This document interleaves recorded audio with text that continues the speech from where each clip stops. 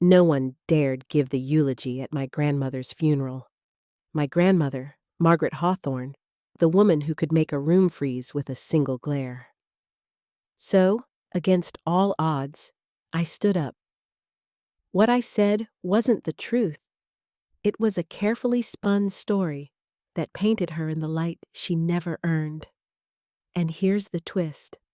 After the service, her lawyer came up to me, smiling like he knew a secret I didn't. "Congratulations," he said. "You just passed her final test." But before we dive into how a simple lie at a funeral turned my life upside down, I want to know something. What would you do if you were forced to speak kindly about someone who had made your life miserable? Comment your answer below. And don't forget to subscribe for more jaw-dropping stories every day. Now, rewind with me to that painfully awkward funeral parlor.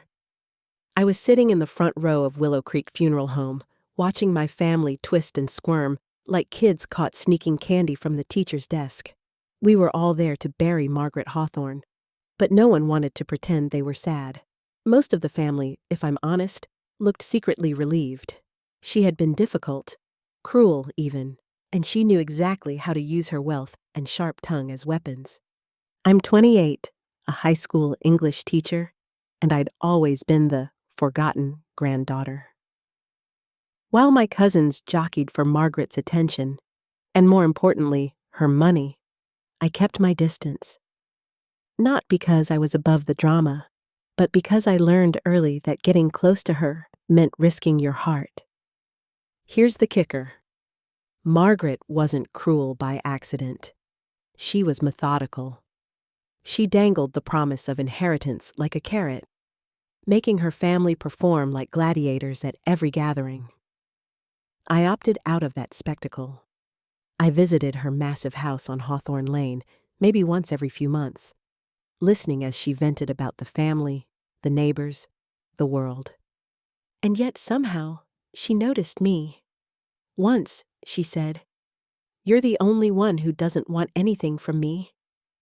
Was that a compliment or a challenge? I wouldn't know until later. Now picture this. A funeral home filled with uncomfortable whispers, a casket surrounded by flowers that no one sent out of love, and a director, Mr. Caldwell, pacing nervously, trying to find someone brave enough to speak. My Uncle Jonathan stared at the floor. My Aunt Lorraine scrolled endlessly on her phone. My cousins studied the floral arrangements as if their lives depended on it.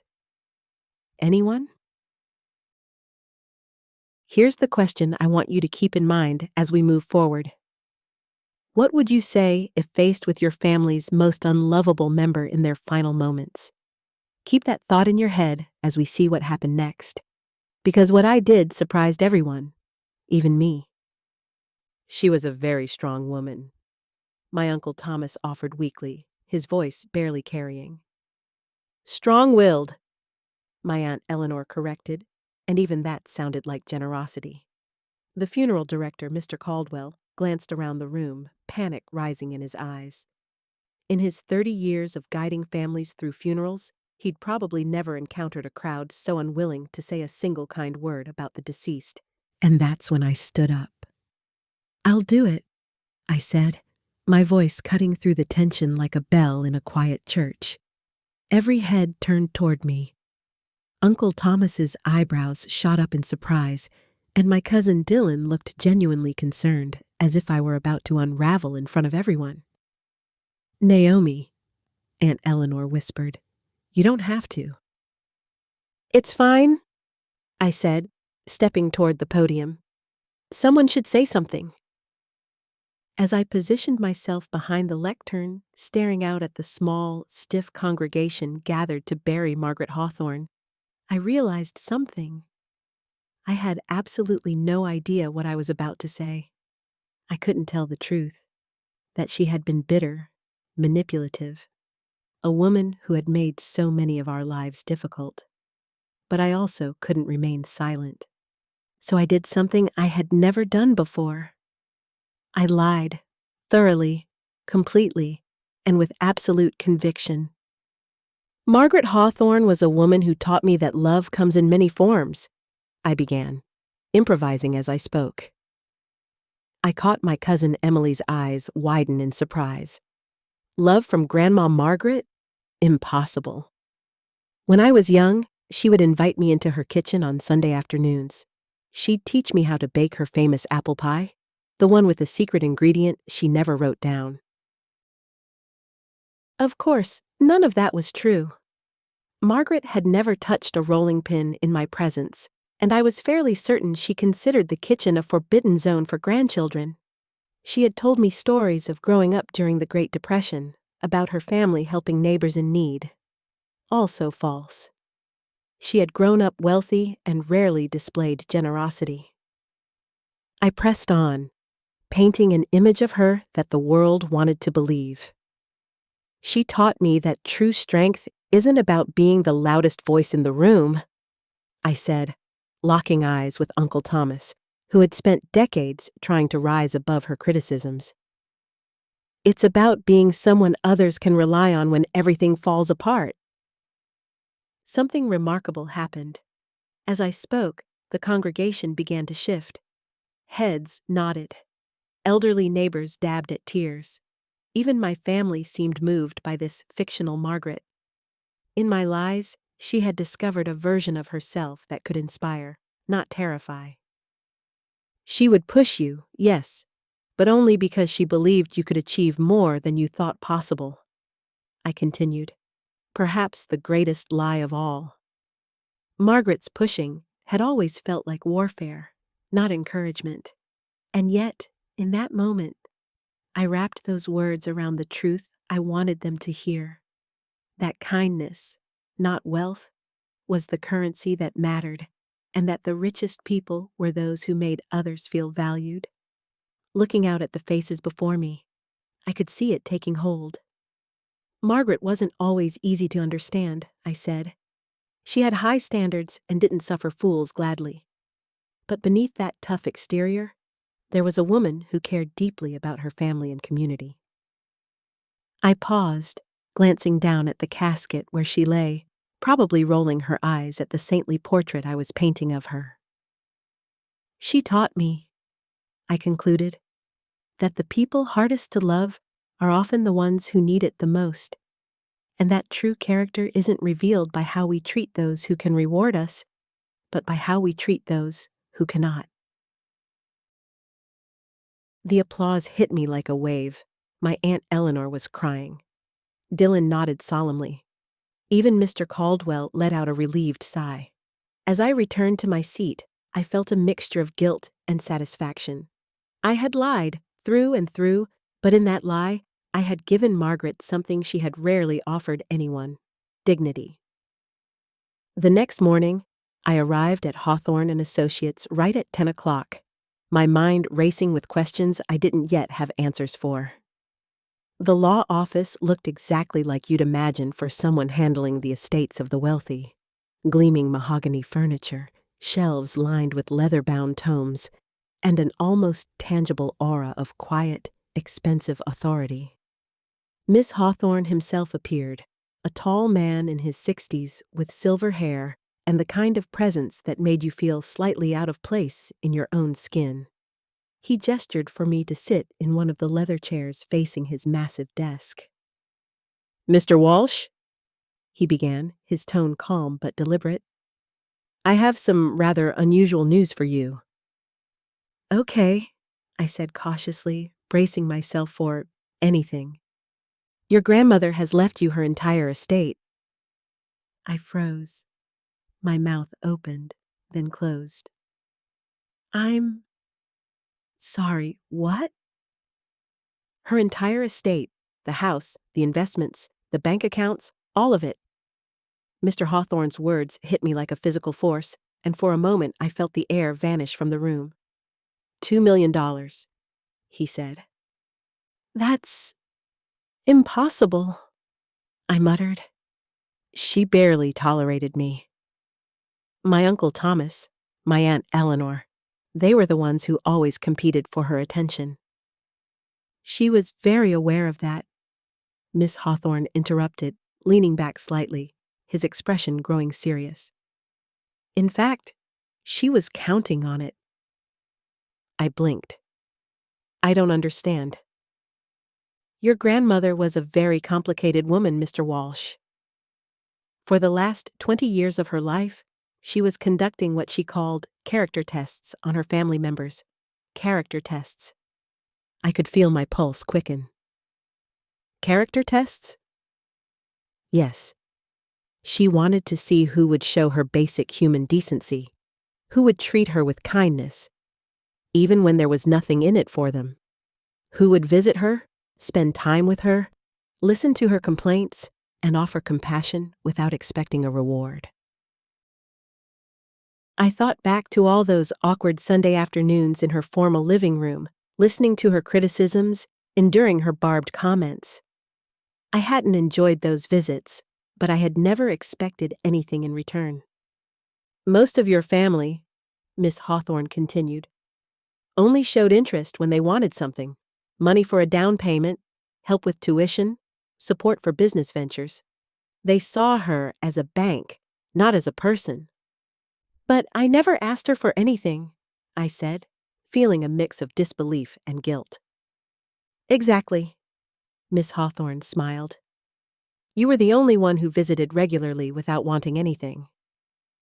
You treated her like a human being, not a potential source of income. But she wasn't a nice person, I admitted, feeling almost disloyal saying it aloud. No, he agreed. She was difficult, demanding, often cruel. But she was also testing everyone around her, seeing who would show basic human compassion, even when she didn't deserve it. He reached into a desk drawer and pulled out a sealed envelope, my name written across it in my grandmother Margaret's unmistakable, looping script. She left this for you, he said, sliding it across the desk, with instructions that it should only be given if you passed her final test. I swallowed hard. The final test? The eulogy, he said simply. She knew no one in the family would want to speak at her funeral. She knew most would either say nothing or struggle to find anything genuinely positive. She wanted to see if someone would choose kindness over honesty, compassion over accuracy. I picked up the envelope with trembling hands. She knew I would lie, and somehow, in that lie, she hoped I would see the best in her, even if that best existed only in my imagination. The envelope felt impossibly heavy in my hands, even though it was just paper. I carefully broke the seal and unfolded the letter, Margaret Hawthorne's precise handwriting curling across the page. My dear Naomi, it began. If you are reading this, it means you have passed my final test. I paused, my breath catching. Passed her final test? My heart raced as I continued reading. It means you chose to speak kindly of me at my funeral, the letter said, even though I gave you very little reason to do so during my lifetime. I tested your Uncle Thomas by criticizing his business decisions to see if he would visit me when I offered no support. He failed. I tested your Aunt Eleanor by refusing to help with her children's college expenses. She failed. I tested your cousins in dozens of small ways, and they all failed. But you, Naomi, you never failed. You visited me even when I was difficult. You listened to my complaints. You possess the rarest and most valuable quality a person can have. Tears welled in my eyes as I absorbed each word. She wasn't praising me for my accomplishments, my charm, or my ambition. She was praising me for kindness, for noticing her, not her fortune. I hope you will use this inheritance to build a life that makes you happy. I hope you will be kinder to others than I was, and I hope you will remember that sometimes the people who are hardest to love are the ones who need love the most. Thank you for seeing something good in me, even when it wasn't there.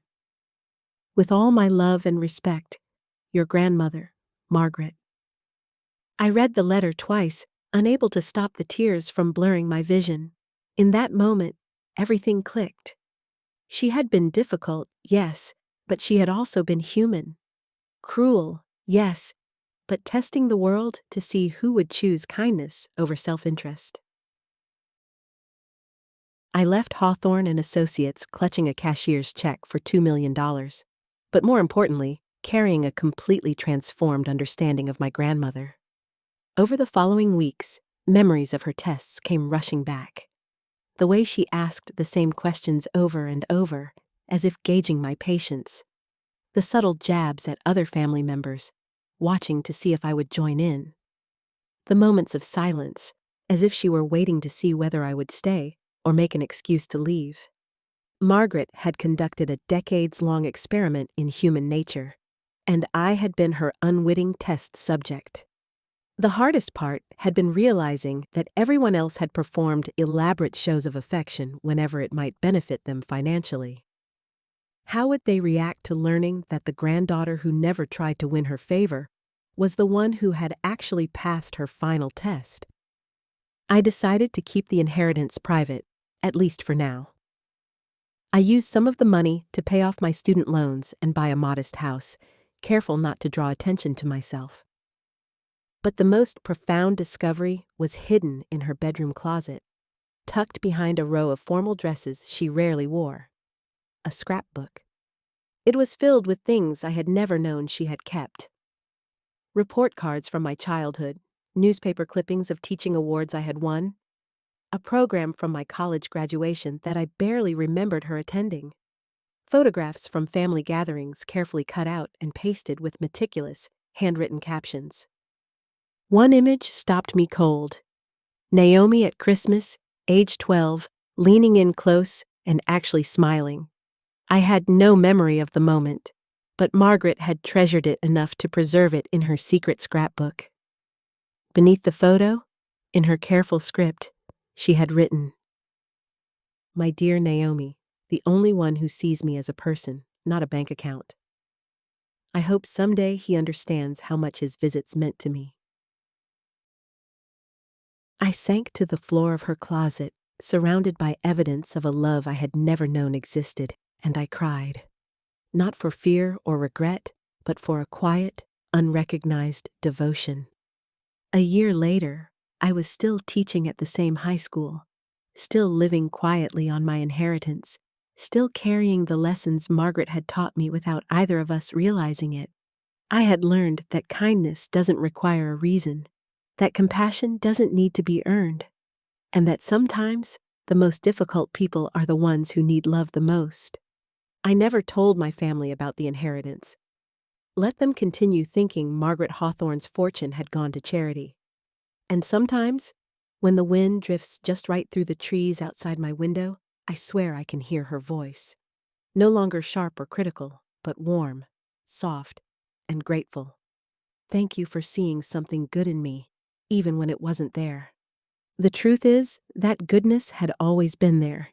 It had just been buried beneath years of hurt, fear, and a heart too cautious to show itself.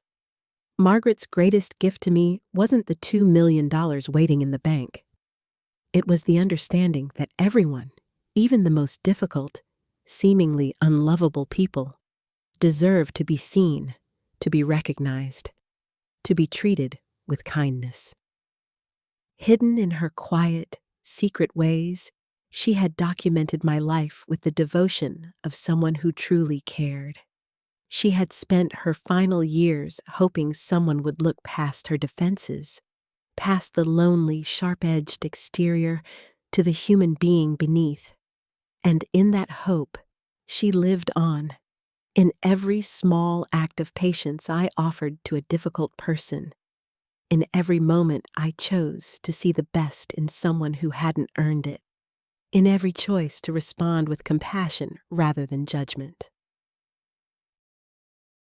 Margaret Hawthorne had been a master teacher all along. She just hadn't handed me a diploma or a certificate. She had been teaching me through silence, through critique, through tests of character that most people would never even notice. And at 28, I finally understood her lesson. The true wealth she left me was the ability to choose kindness, always, even when it's the hardest thing to do.